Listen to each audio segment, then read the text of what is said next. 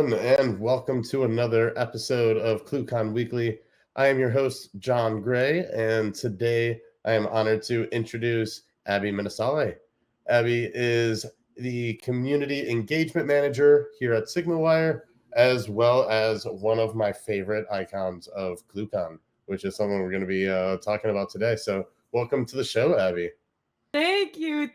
I'm excited to be back. It's been a while since I've been on ClueCon Weekly, but I'm always happy to make an appearance, especially when I'm asked to talk about my favorite event of the year, ClueCon. Yes, of course.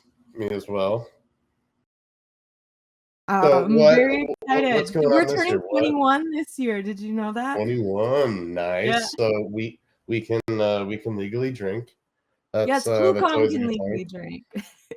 Which means nightly activities, which is my favorite kind of part of ClueCon. A good way to just talk to people, really network. You end up meeting people that you were sending emails to for, years, and you're like, oh my gosh, that is you, so I think that part's really cool.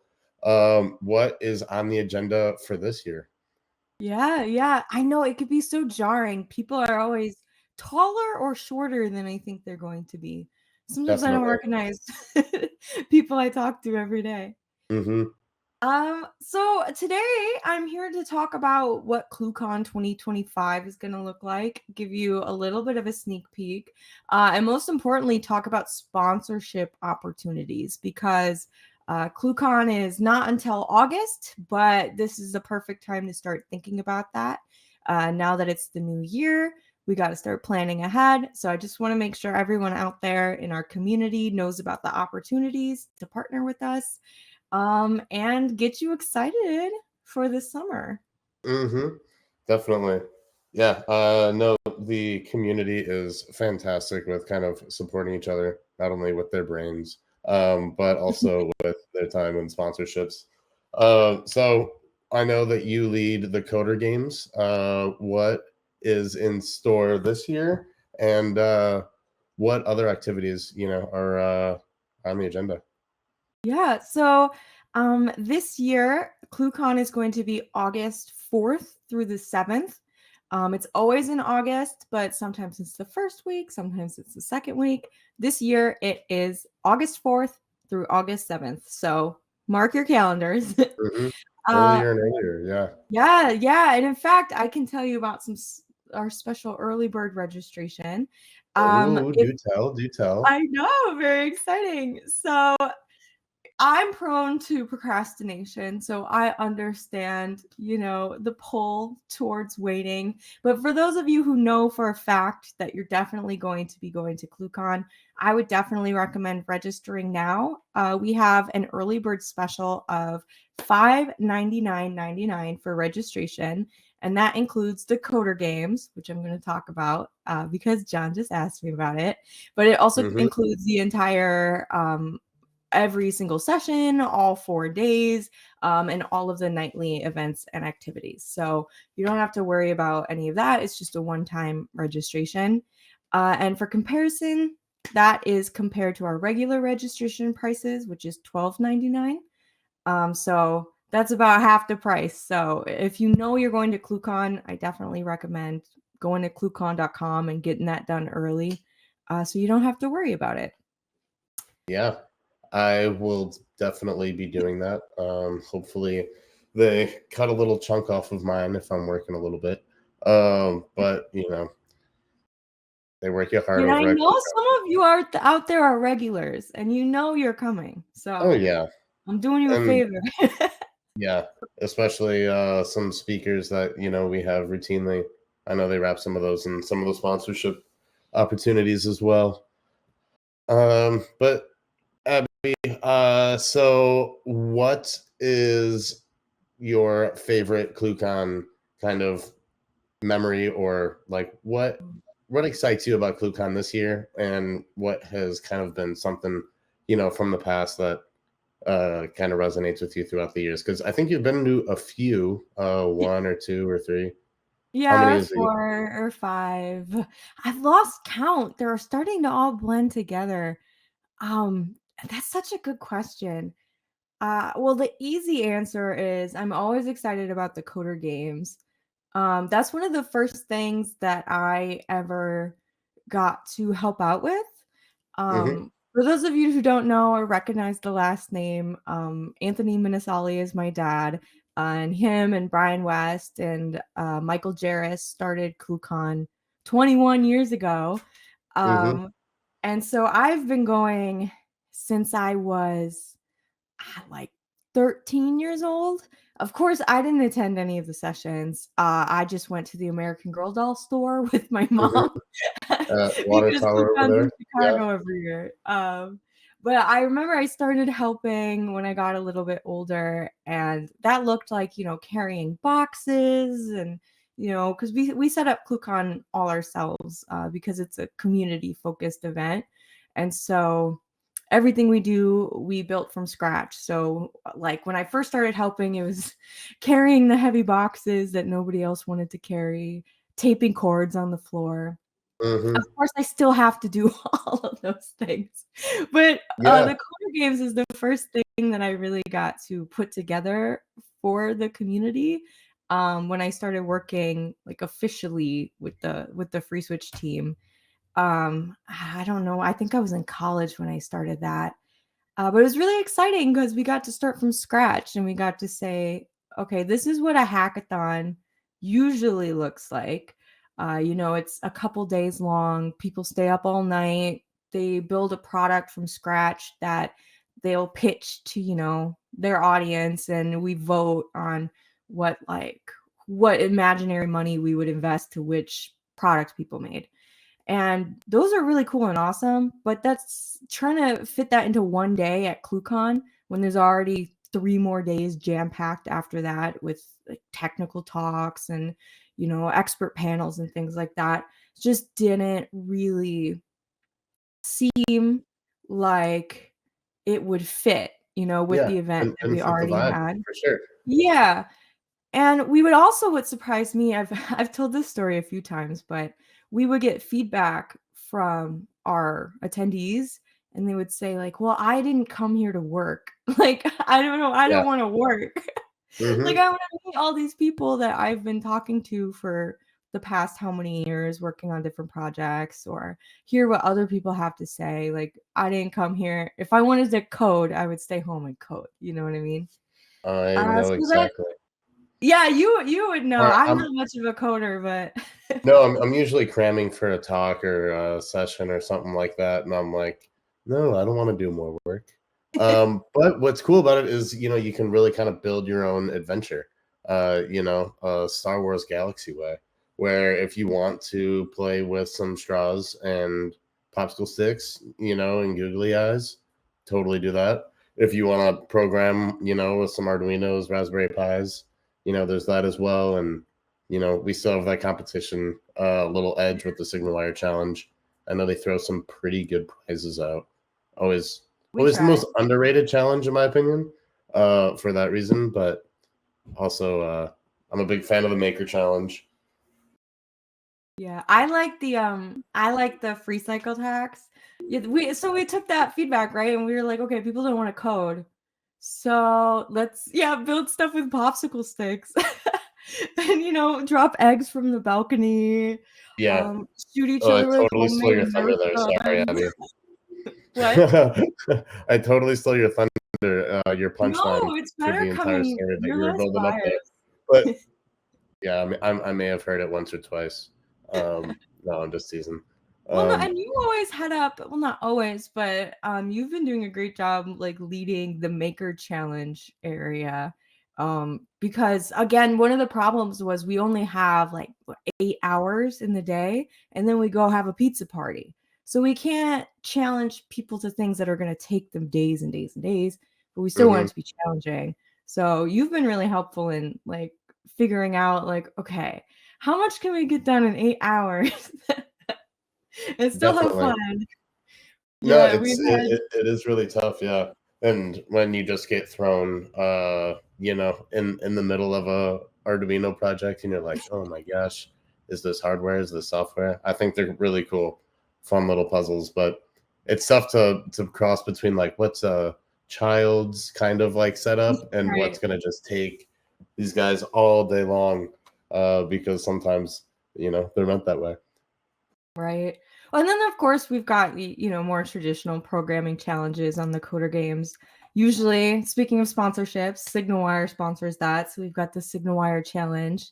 What did we do last year? Oh, I challenged everyone to make an evil IVR because I if you've heard me talk before, you know that I hate IVRs. They're just so frustrating. Like I don't need to get into that rant, but we had some pretty good ones. I'm trying to think. Do you remember what some of them were?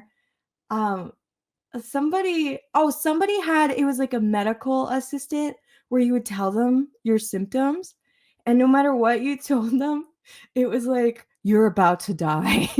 Yeah. It was nice knowing you. Just totally giving you the wrong stuff. Yeah. Well, I liked one I made where it just kept on asking you, like, hey, can you talk a little bit louder? Can you talk a little louder? And then, eventually you're yelling, and it's like, well, if you're going to yell at me, then I'm just going to hang up.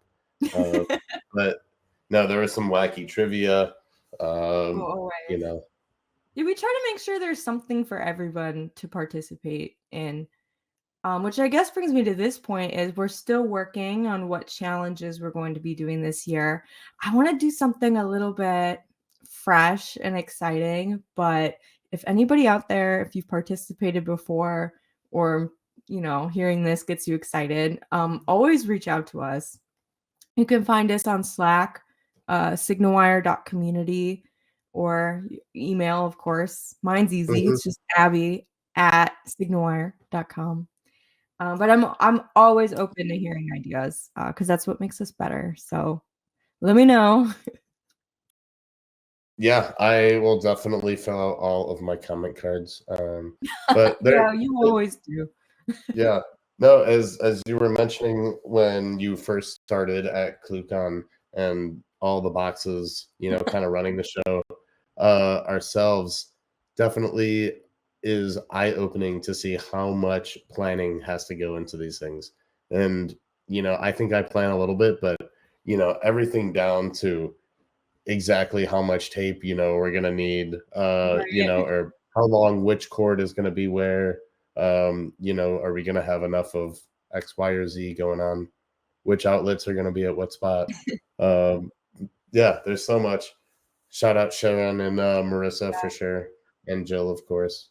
Always got an eye for the aesthetic. Yeah, well, 21 years ago, if for those who haven't heard this story, what was it? ClueCon became before Free Switch. So Free Switch is turning 20 years old this January, which I think, if this is airing when I think it does, it's January right now. Free Switch turns 20. So all of these people who were part of like the open source communities, different ones around, they were always hanging out in the IRC channels. And like we were saying, with all the people we never get to see in real life, they're like, let's hang out and just chit chat about telephony and communications. And they just rented out a room in a hotel in Chicago, like a conference room. And we're like, let's just chit chat. And it grew from there. So we wouldn't be here without the community, and all of that planning took a lot of trial and error. So thanks for everyone who helped us get to where we are today. Because, yeah, we've had many, accidentally putting the cords in the wrong spot, and people are tripping over the years. No casualties. Accident, but we've gotten to like such a good point in our growth, and I'm really proud of it. No, it is super cool. And every year I'm always shocked at how good of a job they do. Always so much food.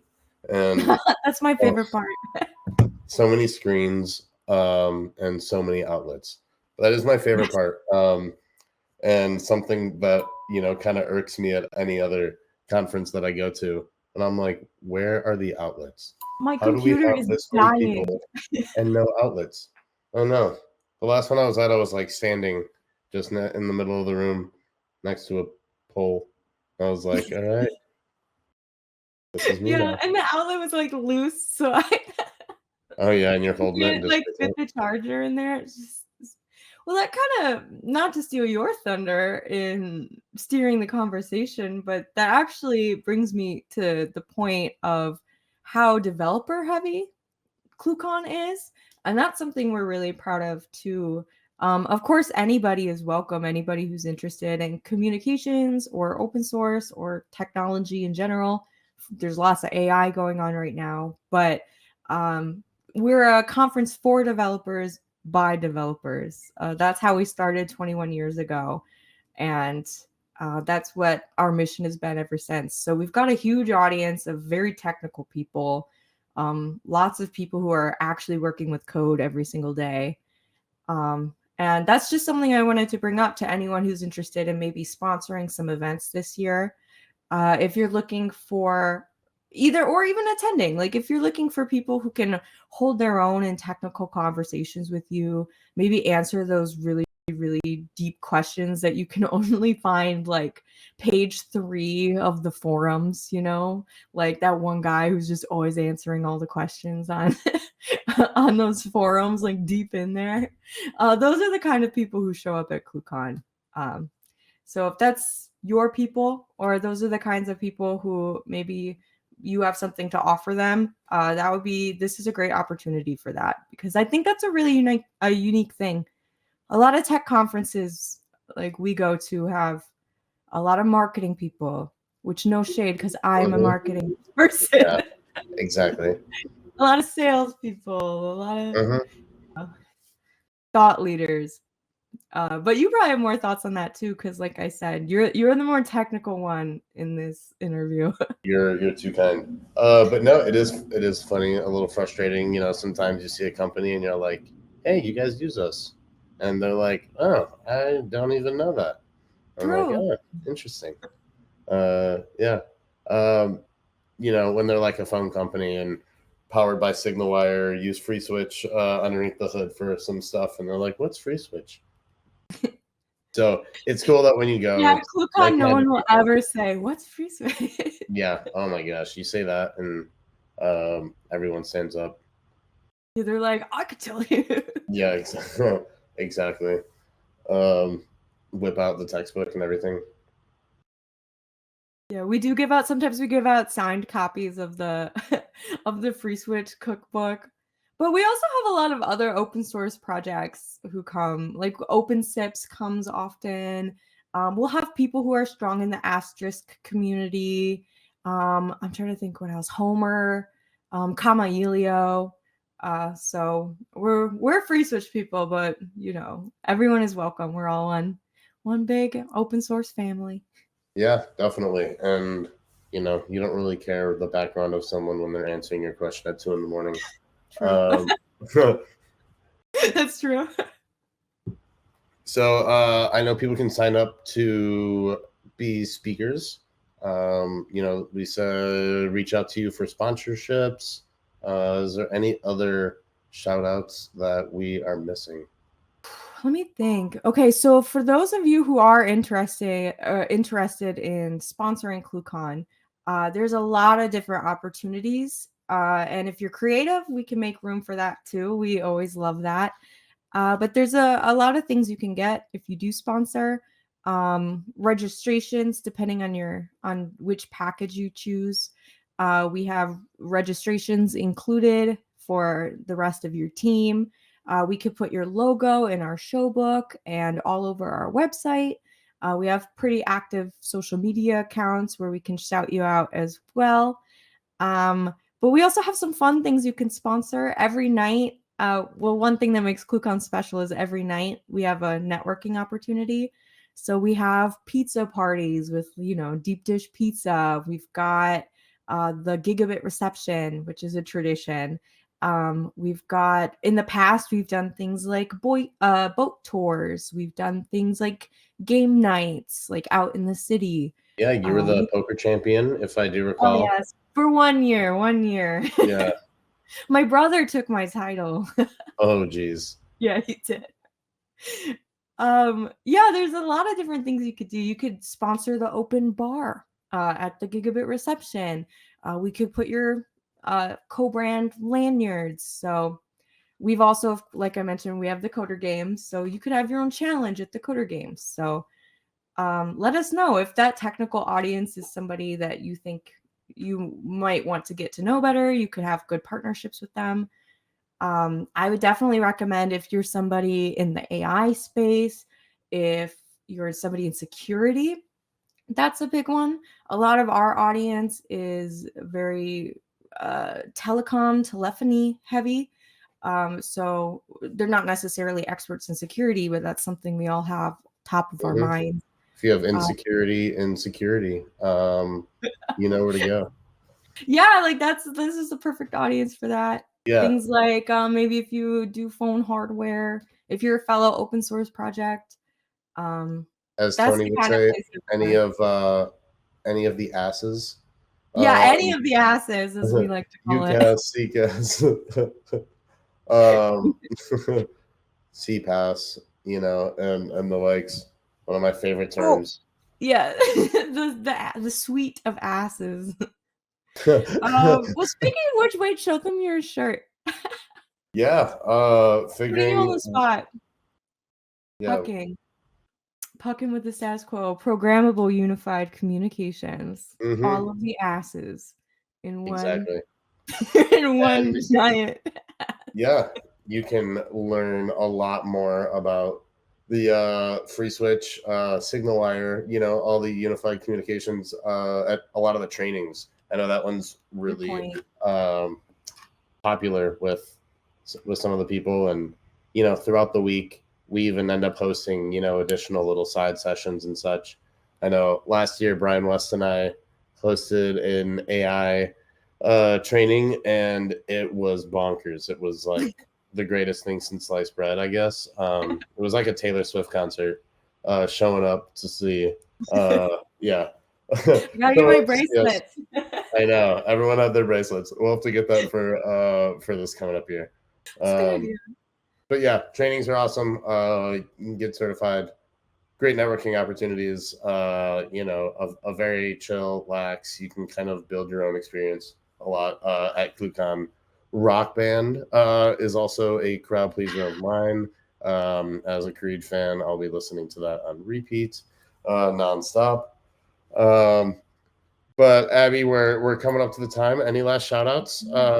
Otherwise, we'll be seeing a lot more of you at ClueCon. I know, as you take the burden of a lot of the public figures, so I appreciate that, because it's not easy at 8 a.m. I tell you. After no, it's a lot easier at 8 p.m. But yeah, I'd say my last shout out is just if you're interested in sponsoring or just learning more. If you have any thoughts or ideas, you can email info@cluecon.com, and we'll put that in the description. But please reach out. Yeah, like Jon said, if you want to learn more about FreeSwitch, if you want to learn more about AI communication over voice, if you just want to chit chat with fellow nerds and play Rock Band, I can't wait to see you guys. Yeah, talk about ClueCon talks. I know we've seen everything from like AI to ways to work remotely better to telecom niche information. Like not getting burned out when you're a developer. I talked about cloud computing, like you know, whatever kind of fits your vibe and you're passionate about is really kind of what ClueCon is really all about to me, to get all sentimental. But Abby, thank you so much. Follow us on socials and you'll know when.